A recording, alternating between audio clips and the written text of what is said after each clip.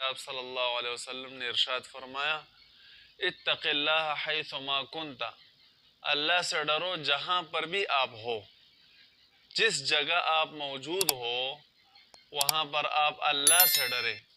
اللہ کا ڈر پیدا کرنا یہ انتہائی ایمان کا لازمی جز ہے۔ اس کے بغیر آدمی گناہوں سے نہیں بچ سکتا۔ جب آدمی کے دل میں خوف ہوتا ہے، ڈر ہوتا ہے، تو گناہ سے بچنا اس کے لیے انتہائی آسان ہو جاتا ہے۔ جیسے آپ ٹریفک پر جاتے ہیں، سرخ بتی جلتی ہے تو آپ رک جاتے ہیں، اس کی خلاف ورزی نہیں کر سکتے، کیونکہ اگر آپ سگنل توڑیں گے تو پھر آپ کو چالان کاٹنا پڑے گا، سزا ملے گی آپ کو۔ تو ڈر ہوتا ہے، ڈر کی وجہ سے آپ قانون کو فالو کرتے ہیں۔ اگر حکومت کوئی قانون لاگو کرے تو اگر آپ کو ڈر ہوگا کہ بھئی حکومت ہمیں سزا دے گی تو آپ اس قانون کی خلاف ورزی نہیں کریں گے۔ اسی طرح جب آپ کے دل میں اللہ کا ڈر ہوگا، اللہ کا خوف ہوگا، قیامت کا استحضار ہوگا کہ اللہ کے دربار میں مجھے پیش ہونا ہے، تو پھر کبھی بھی آپ گناہ کے قریب بھی نہیں جائیں گے۔ گناہ کرنا تو دور ہے۔ وَخُلِقَ الْإِنسَانُ ضَعِيفًا، لیکن انسان کمزور ہے، پھر بھی گناہ ہو جاتا ہے۔ بعض لوگوں کے دل میں اللہ کا ڈر بھی ہوتا ہے لیکن گناہ ان سے ہو جاتا ہے۔ اس وجہ سے آپ صلی اللہ علیہ وسلم ارشاد فرماتے ہیں کہ وَأَتْبِعِ السَّيِّئَةَ الْحَسَنَةَ، گناہ کے پیچھے فوراً نیکی کرو، گناہ کرنے کے فوراً بعد نیکی کرو۔ کیوں نیکی کرو؟ تمحوہا، تاکہ وہ نیکی اس گناہ کو مٹا دے۔ گناہ تو نہ کرے، آپ اللہ سے ڈریں، لیکن اگر ہو گیا گناہ تو پھر آپ فوراً نیکی کرے۔ نیکی کیا کرے؟ توبہ کرے۔ توبہ کرنا یہ بھی بہت بڑی نیکی ہے۔ عجیب بات یہ ہے کہ ہم گناہ کرتے ہوئے تو نہیں شرماتے، توبہ کرتے ہوئے شرماتے ہیں۔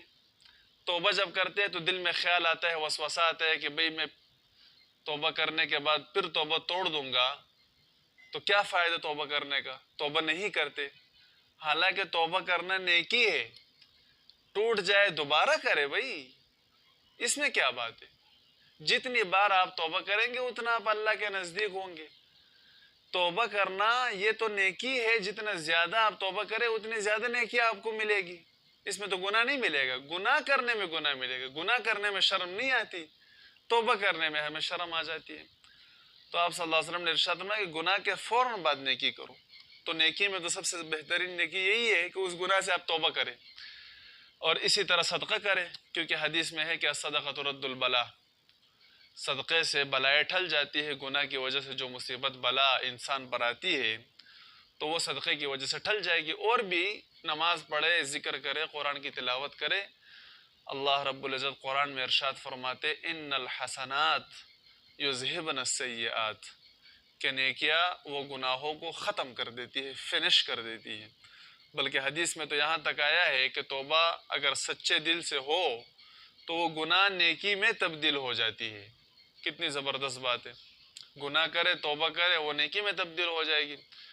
لیکن گناہ کرنے کا عزم نہ ہو، پہلے سے ہو جائے، انسان ہے، کمزور ہے، تو اللہ سے ڈرو۔ پھر بھی گناہ ہو جائے تو گناہ کے فوراً بعد نیکی کرو، توبہ کرو۔ وَخَالِقِ النَّاسَ بِخُلُقٍ حَسَن، اور لوگوں کے ساتھ اچھے اخلاق کا برتاؤ کرو، اچھے اخلاق سے پیش آؤ۔ حسن خلق، اچھے اخلاق جو ہے یہ ایک ایسا عمل ہے کہ انسان کے نیک اعمال کے ترازو کو وزنی کر دیتا ہے، اور اللہ کی نظر میں یہ سب سے بہترین عمل ہے جو انسان کے گناہوں پر بھی پردہ ڈال دیتے ہیں، اور انسان کو مخلوق کے نظر میں بھی مقام اور مرتبہ حاصل ہو جاتا ہے، اور اللہ کے نظر میں بھی مقام اور مرتبہ حاصل ہو جاتے ہیں۔ مخلوق کے قربت بھی حاصل ہو جاتی ہے اور اللہ کی قربت بھی حاصل ہو جاتی ہے۔ تو یہ ایک چھوٹی سی حدیث ہے جو ہمارے لیے بہت زیادہ درس عبرت رکھتی ہے، اور اگر ہم اس ایک حدیث پر عمل کریں تو دنیا و آخرت میں ہمارے لیے کامیابی کا ذریعہ یہ حدیث بن سکتی ہے۔